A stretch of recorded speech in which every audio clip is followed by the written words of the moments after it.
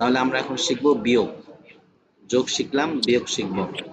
যোগ যেভাবে শিখছেন বাচ্চাদেরকে শিখাইছেন, বিয়োগও এভাবেই শিখবেন, এভাবে বাচ্চাদেরকে শিখাবেন।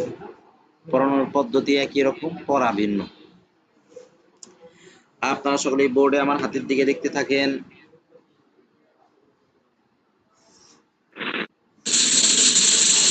বিয়োগ।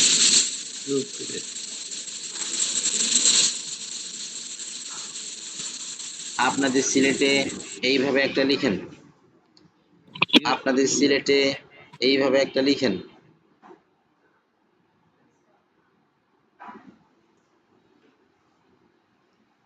সকলেই বোর্ডে দেখেন, এটার নাম বিয়োগ চিহ্ন। বিয়োগ চিহ্ন, এটার নাম বিয়োগ চিহ্ন, বিয়োগ চিহ্ন, এটার নাম বিয়োগ চিহ্ন। এটার নাম বিয়োগ চিহ্ন। বিয়োগ অর্থ বাদ দেওয়া, বিয়োগ অর্থ বাদ দেওয়া, বিয়োগ অর্থ বাদ দেওয়া। বিয়োগ অর্থ বাদ দেওয়া। কোনো বড় সংখ্যা থেকে, কোনো বড় সংখ্যা থেকে, কোনো বড় সংখ্যা থেকে, কোনো বড় সংখ্যা থেকে, কোনো বড় সংখ্যা থেকে, ছোট সংখ্যাকে, ছোট সংখ্যাকে, ছোট সংখ্যাকে ছোট সংখ্যাকে বাদ দেওয়ার নিয়মকে বিয়োগ বলে। বাদ দেওয়ার নিয়মকে বিয়োগ বলে। বাদ দেওয়ার নিয়মকে বিয়োগ বলে। বাদ দেওয়ার নিয়মকে বিয়োগ বলে। কোনো বড় সংখ্যা থেকে, কোনো বড় সংখ্যা থেকে, ছোট সংখ্যাকে, ছোট সংখ্যাকে বাদ দেওয়ার নিয়মকে বিয়োগ বলে। বাদ দেওয়ার নিয়মকে বিয়োগ বলে। বিয়োগ অঙ্ক যোগ অঙ্কের মতো দুই ভাবে সাজানো যায়। মূলত যোগ বিয়োগ গুণ ভাগ সবগুলো দুই ভাবে সাজানো যায়, কিন্তু বাচ্চারা তো গুণ ভাগ চিনে না, ওদেরকে একটা পড়াইতেছেন ওইটাই ওরা শিখতেছে। এজন্য যখন যেটা পড়াইবেন তখন ওইটা বলবেন আর কি। তাহলে বিয়োগ অঙ্ক দুই ভাবে সাজানো যায়, দুই ভাবে সাজানো যায়, যোগ অঙ্কর মতো নেই। একটা হচ্ছে উপর নিচ, আর একটা হচ্ছে পাশাপাশি। উপর নিচ সাজাইলে সেক্ষেত্রে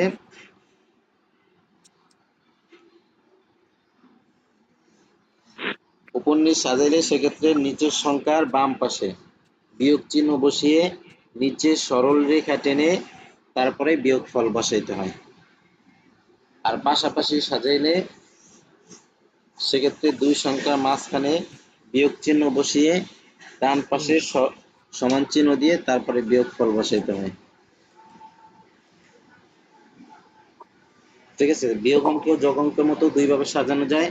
একটা হচ্ছে উপর নিচ, উপর নিচ সাজাইলে সেক্ষেত্রে নিচের সংখ্যার বাম পাশে বিয়োগ চিহ্ন বসিয়ে নিচে সরল রেখা টেনে তারপরে বিয়োগ ফল বসাইতে হয়। আর পাশাপাশি সাজাইলে সেক্ষেত্রে দুই সংখ্যার মাঝখানে বিয়োগ চিহ্ন বসিয়ে তারপরে ডান পাশে সমান চিহ্ন দিয়ে এরপরে বিয়োগ ফল বসাইতে হয়। আচ্ছা, বড় সংখ্যার নাম বলেন। দুই, ছোট সংখ্যা এক, দুইয়ের, তাহলে বিয়োগ অর্থ বাদ দেওয়া। দুইয়ের থেকে এক কে বাদ দেন, বিয়োগ ফল কত? এক, এক, এক।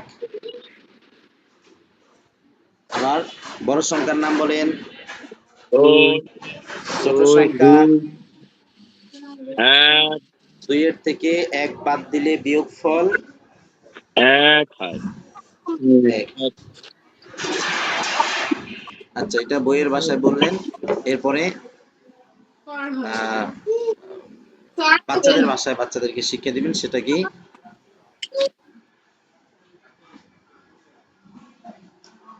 আমার কাছে 3টা কলম আছে, একটা কলম নষ্ট হয়ে গেছে, দাগ পড়ে না, আমি এটাকে বাদ দিয়ে দিলাম, ফালাই দিলাম, তাহলে আমার কাছে কয়টা কলম আছে? বাচ্চারা বলবে 2টা। এটা হচ্ছে বিয়োগ করা, বাদ দেওয়া। এরপরে ব্ল্যাকবোর্ডে 2টা দাগ দিবেন। যে ব্ল্যাকবোর্ডে কয়টা দাগ আছে? বাচ্চারা বলবে 2টা। আমি একটা দাগকে মুইছা ফেলাইলাম, এখন কয়টা আছে? বাচ্চারা বলবে 1টা। বলবেন এটাই বিয়োগ, বিয়োগ করা, বাদ দেওয়া। আপনারা আমি 2টা চকলেট দিলাম, একটা চকলেট আপনি খাইয়া ফেলাইছেন, আপনার কাছে এখন কয়টা চকলেট আছে? বলবে 1টা, এটাই বিয়োগ করা। আপনার কাছে 2টা চকলেট আছে, আপনি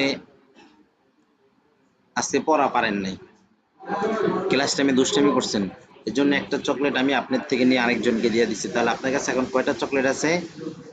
একটা। এটা হচ্ছে বিয়োগ করা, বাদ দেওয়া। এভাবে বাচ্চাদেরকে উদাহরণ দিবেন। সকালবেলা মাদ্রাসার সভাপতি ফোন দিয়ে বলছে, হুজুর আমার মাদ্রাসায় 2 জনের দাওয়াত দুপুরবেলা।